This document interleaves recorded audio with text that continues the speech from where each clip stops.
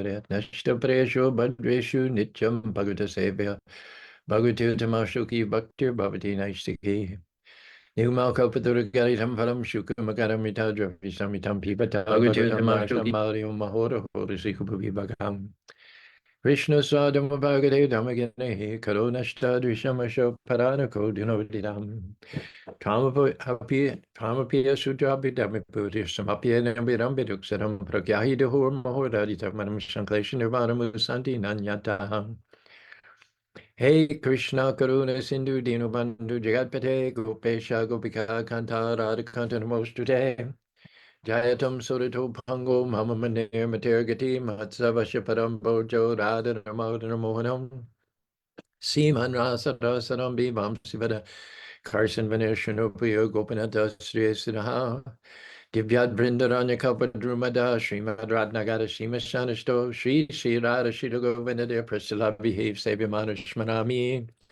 Namo Brahmanya Devaya Go Brahmanya Taya Cha Jigari Taya Krishnaya Govindaya Namo Maham Mangalam Bhagavan Vishnu Mangalam Gurudajajam Mangalam Padiri Kaksho Mangalaya Tano Hari Om Narayana Vidmihi Vasudevaya Dhimahi Tano Vishnu Prachodayate Om Mahadevi Chavidmihi Vishnu Padni Chadimihi Tano Lakshmi Prachodayate Mahalakshmi Namastubhyam Namastubhyam Sare Sare Hari Pare Namastubhyam Namastubhyam Dhyarade Tapta Kanchana Gaurangi Hari Vrindavaneshware Vishavana Sute Devi Pranamani Hari Pare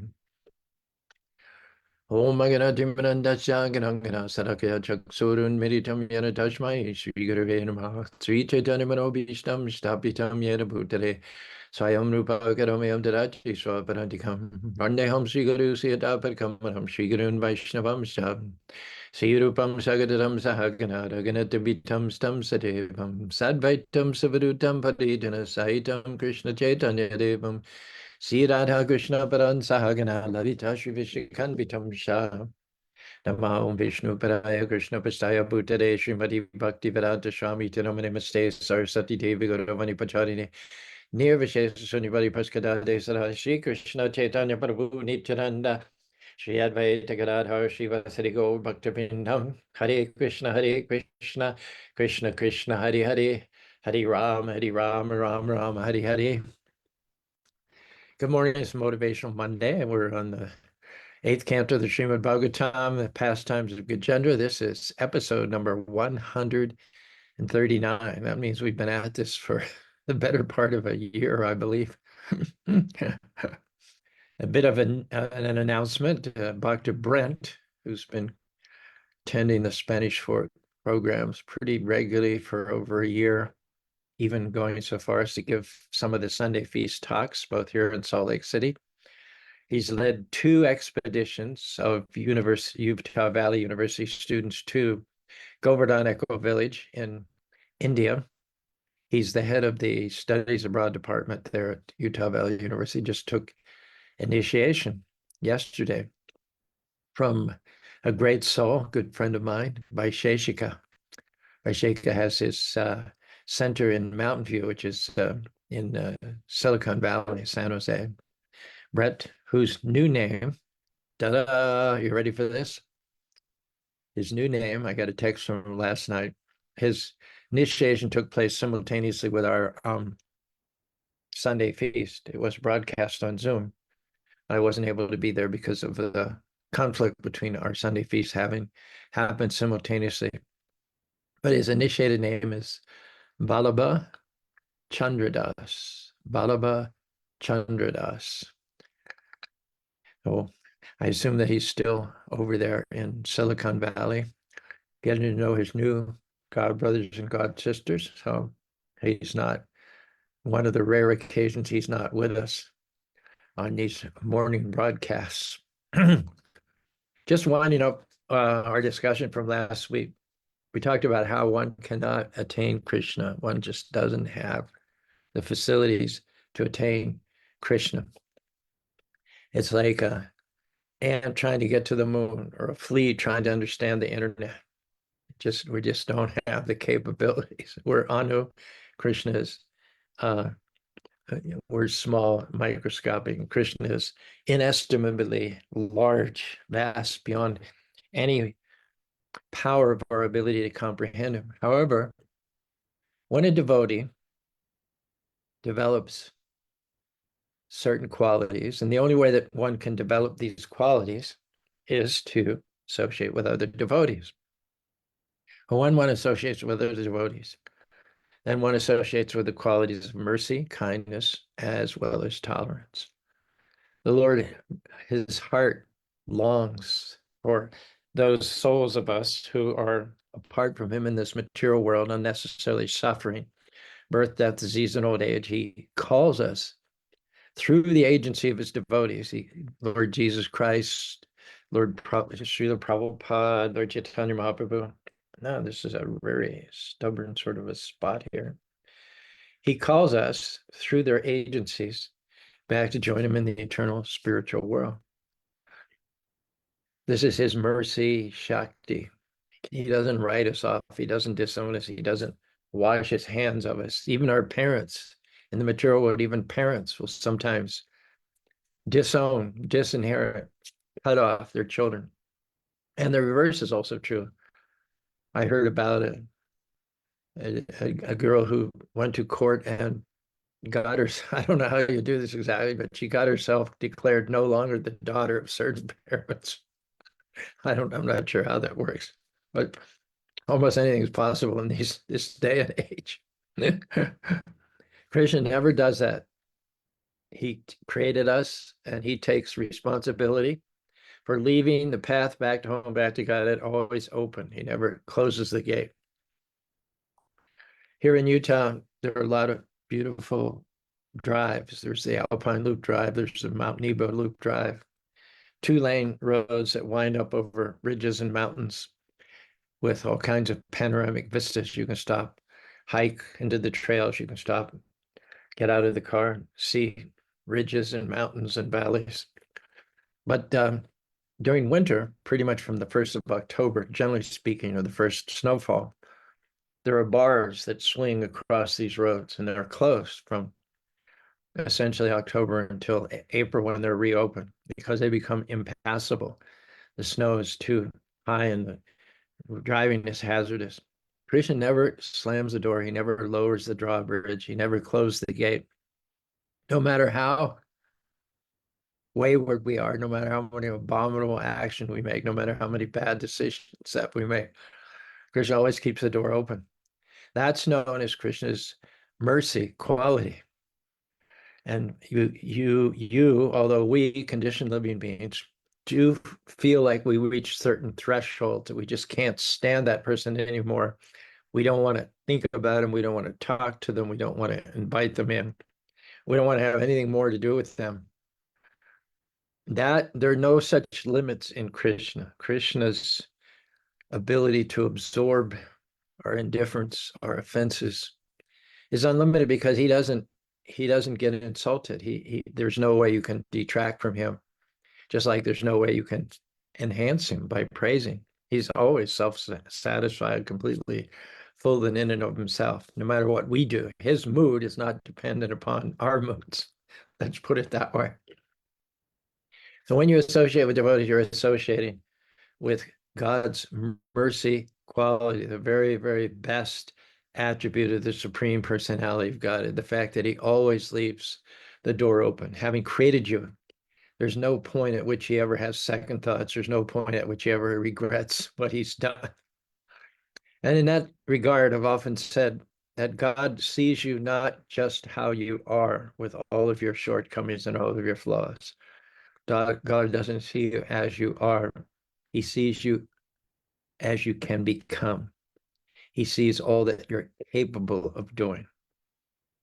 I often ask this question: who was the most maligned person around the time shortly after the departure of Jesus, when Christianity was just getting on its feet? Who was the person amongst the Jewish community itself? This isn't even the Romans. This is the Jew who collaborated with the Romans to try to snuff out Christianity before it even gotten off the ground, persecuted Christians.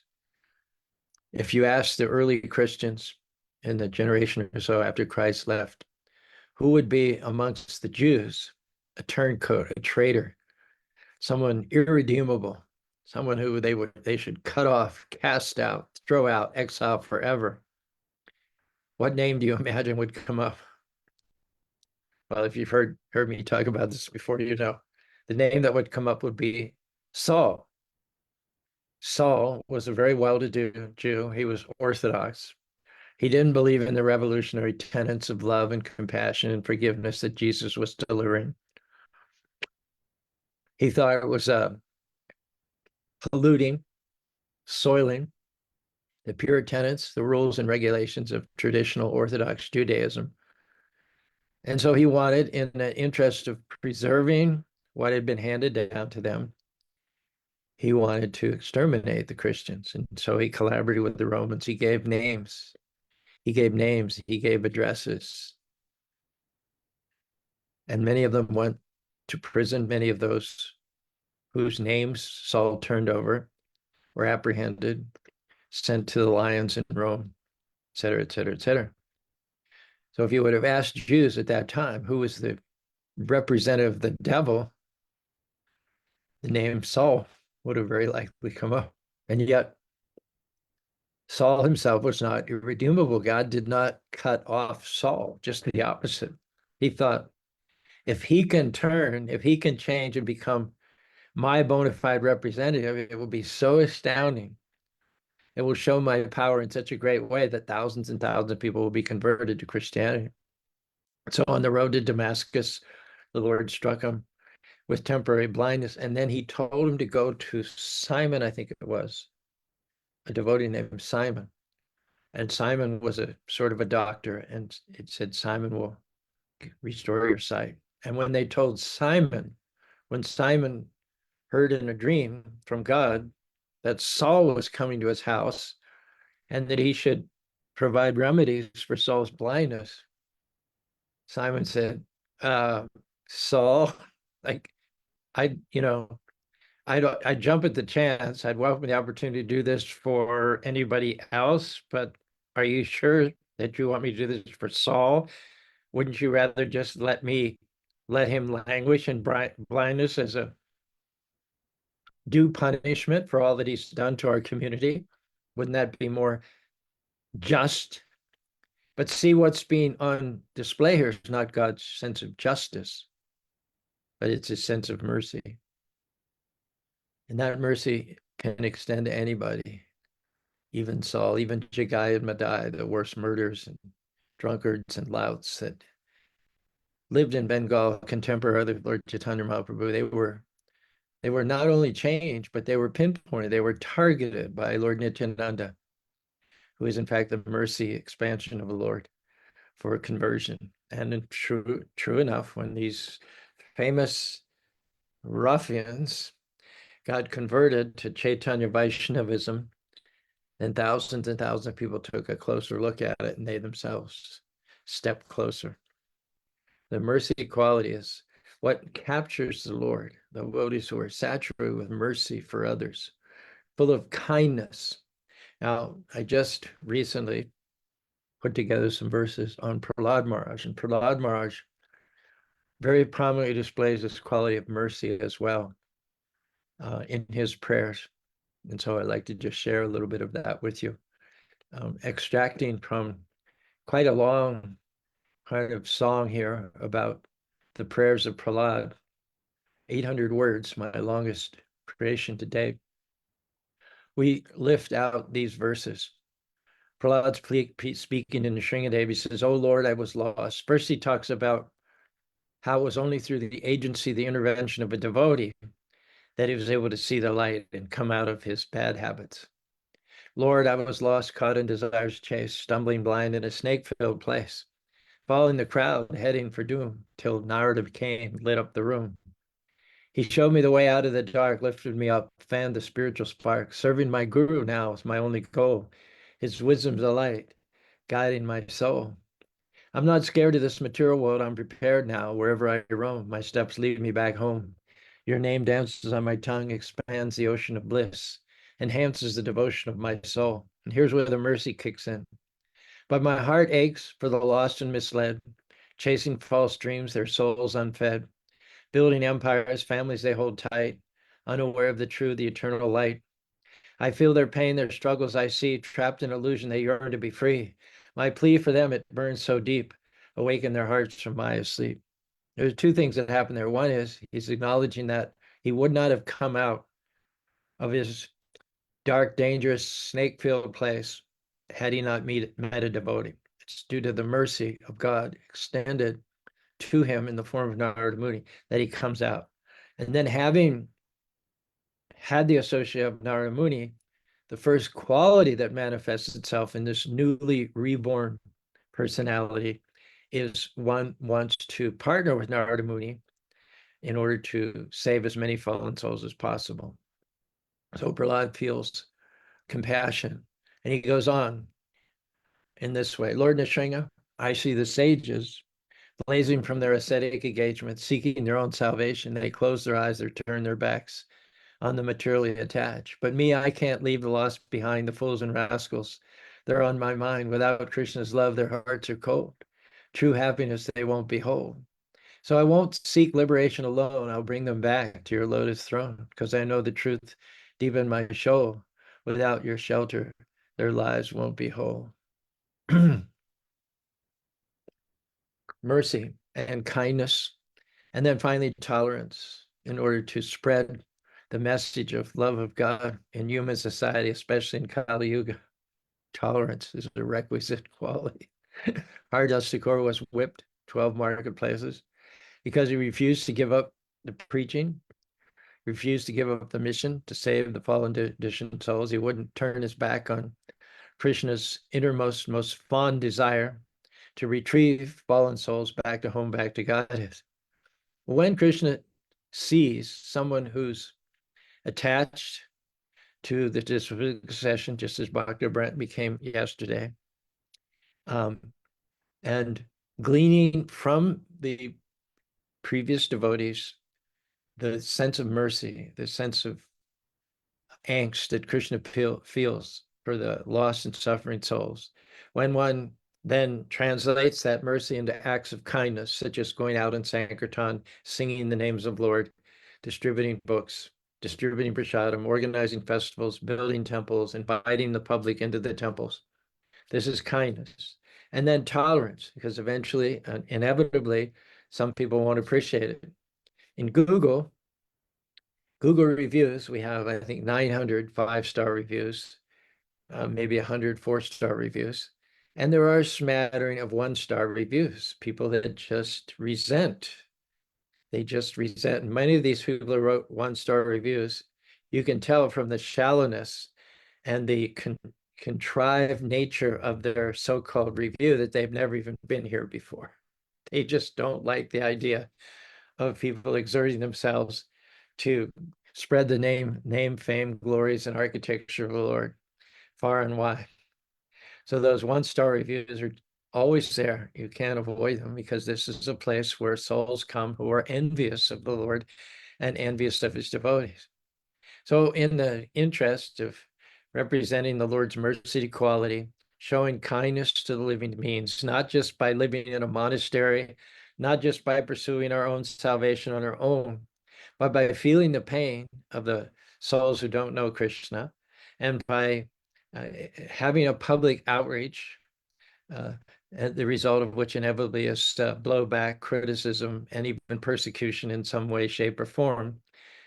And then finally being able to tolerate all that and keep on with the mission, no matter what one may do to one, with a mood of forgiveness and ongoing kindness and mercy. Krishna's heart melts. When he sees devotees with these qualities, his heart melts. He showers those devotees with his grace, the end result being that the impossible happens. The infinitesimal understands the infinite by the mercy of the infinite. It's impossible for the infinitesimal to understand the infinite. He hasn't got the equipment.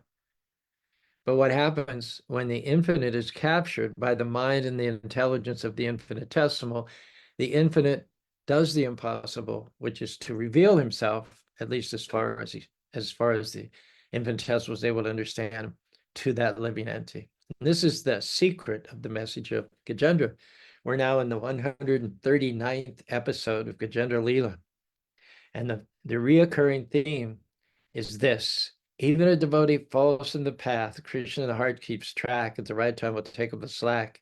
He'll carry what you lack. He'll get you back home, back to Godhead.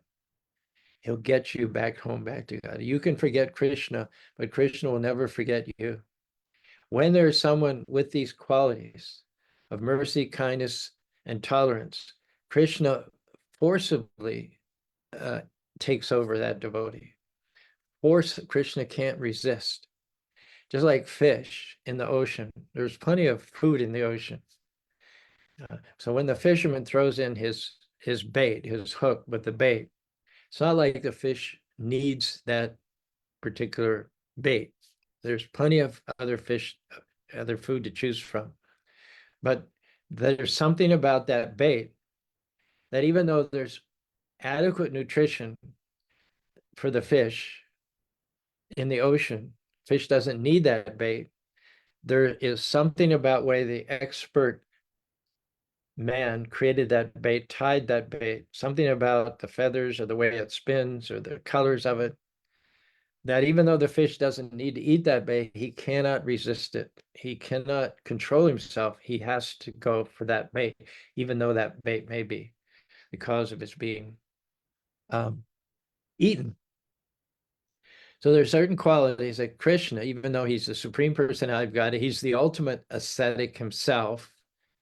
He out ascetics the ascetics. He out renounces the renunciants. He hasn't got the least bit of attachment for the whole material world. He's totally renounced.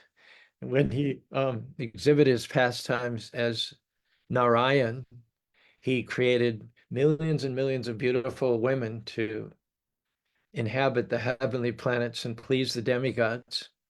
But he wasn't himself attracted by any of those beautiful women.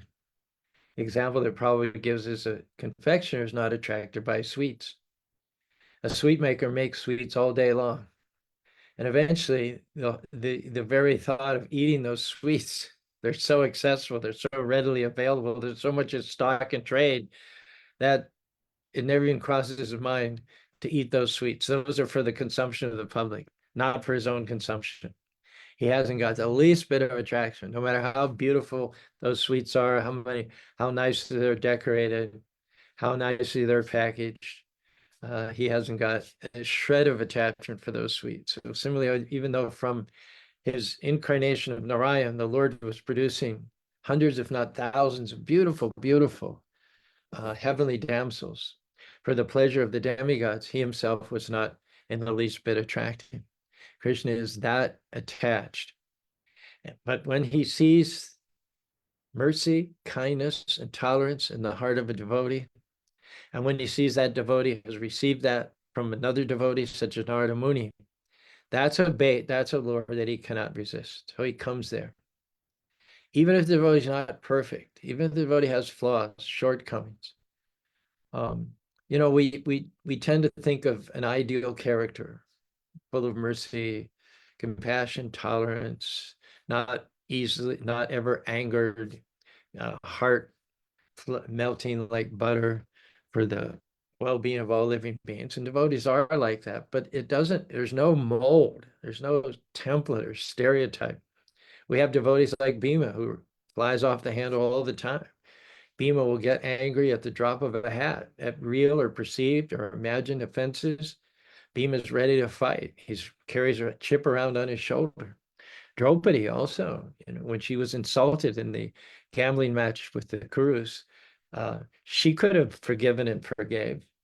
In fact, on another occasion, she did forgive. She convinced Arjuna and Bhima, especially, to spare Ashwatthama, who killed her 5 teenage sons. She was capable of great forgiveness. And yet, when she herself was dragged into the assembly of Kurus and insulted, and they tried to disrobe her by pulling her sari off, she told Bhima that you must drink the blood of Dushasana. You must tear his heart out of his chest and drink his blood for his having insulted me in public.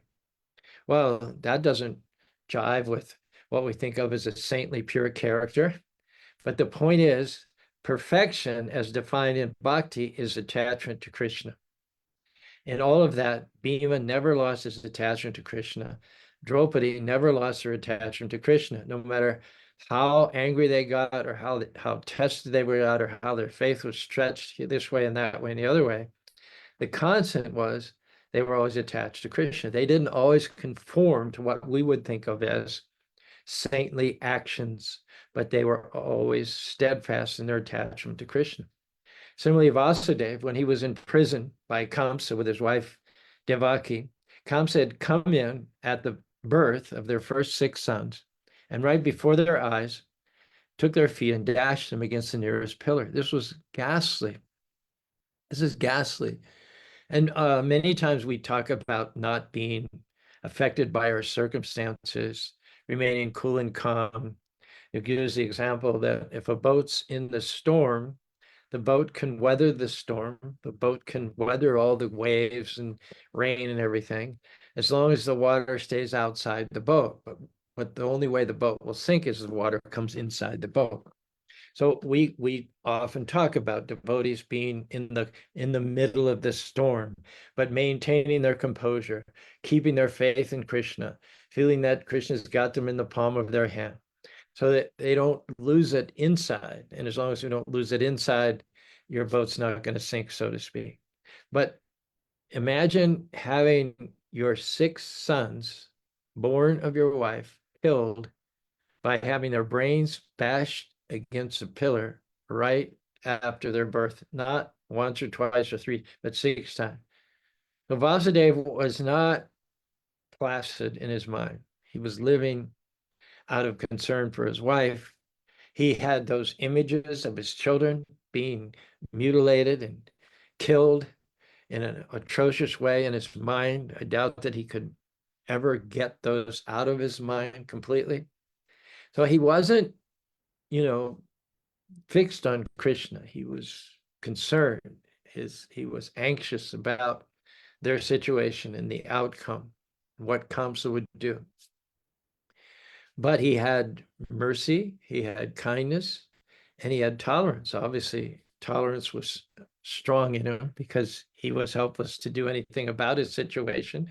He couldn't react. He couldn't be proactive. He only had to react to whatever Kamsa had given him. He was a royal prince, used to ordering people around, used to sitting on a throne, used to taking opulence for granted. Now he's eating bread and water in the prisons. His freedom is restricted. He hasn't got even the manly ability to protect his own wife. All his measure of control has been snatched out of him. He's been relieved of everything that he needs in his psychology to call himself as a man, to look people in the eye, to stand upright, and to think of the future optimistically. All of that's been brutally taken away. So he wasn't in pure, placid Krishna consciousness. But nevertheless, Krishna entered into his mind. Krishna wasn't in his mind. He wasn't thinking of Krishna so much. His faith had been rocked, but that's okay. Krishna entered his mind. That's what we say. Even if a devotee falls from the path, Krishna in the heart keeps track. The right time will take up the slack. He'll carry what you lack. He'll get you back home, back to Godhead. For this most horrific of all conditions, Krishna compensated. He made adjustments for Vasudeva's depression. He took up the slack. He's in Vasudeva's heart. He knows what Vasudeva is going through. He adjusts for it. He takes up the slack and he carries what you lack. Where Vasudeva's devotion sort of fell short, where Vasudeva's devotion ended, where Vasudeva's tolerance and mercy ended, that's when Krishna's tolerance, Krishna's mercy began. He took up Vasudeva cause when Vasudeva reached the end of his abilities. That's Krishna's promise. That when we, as long as we try our best, we use what energies, what facilities, what faith, what trust we have to the best of our abilities, then we don't have to worry about coming short. We don't have to worry about not necessarily crossing the finish line, because Krishna will come from the other end and meet us halfway. There's a short poem you'll find in all these English anthologies of religious poetry. It might be the shortest of all of them. As I recollect, it says, "Whoso advances a step to God through doubting's dim, God will advance a mile in blazing light to him." Elsewhere in the Bhagavad Gita, even if one commits the most abominable action, even if one comes short, even if one starts to entertain doubts about the omnipotency and the beneficence of the Lord, still, as long as one is on the path, and one doesn't give up, and one stubbornly, against all evidence to the contrary, believes that the Lord has a good outcome, that the Lord knows what he's doing, that the Lord knows how to take what's meant for your harm and use it for good, the Lord considers that person saintly. Doesn't discount, doesn't diminish, doesn't downplay, downgrade that person in any way, shape, or form, nor the Lord warns should anyone else. This is a warning to Arjuna and anyone else who would tend to look at a devotee and their behavior and their frustrations in a mundane way and start to criticize them. Krishna says, you better not go there. Better you criticize God directly than that you criticize his devotees, because even though they may not be perfect, if they're doing their best, they have the full shelter and the full protection of Krishna's Supreme Personality of Godhead. That was just meant to be a short 5-minute wrap up of where we ended last week. And then I was going to launch into this 8th verse in the 3rd chapter of the Srimad Bhagavatam, but it's already 5 minutes past 8. We're coming to the end of our time. I think what I'll do is truncate this morning's session. Brett or Balabhachandra might be back tomorrow and possibly joining us. Rob's not on board. Thank you very much, Sundari Priya, as well as Lilavati, my dear Vaibhavi, as well as Britta, for joining us, giving us your support and lending an ear this morning. We hope that you've benefited from our discussion this morning. We'll end it here and promise to be back with you this time tomorrow for Transcendental Tuesday. Hare Krishna, Krishna Krishna, Hare Hare, Hare Ram, Ram Ram, Hare Hare.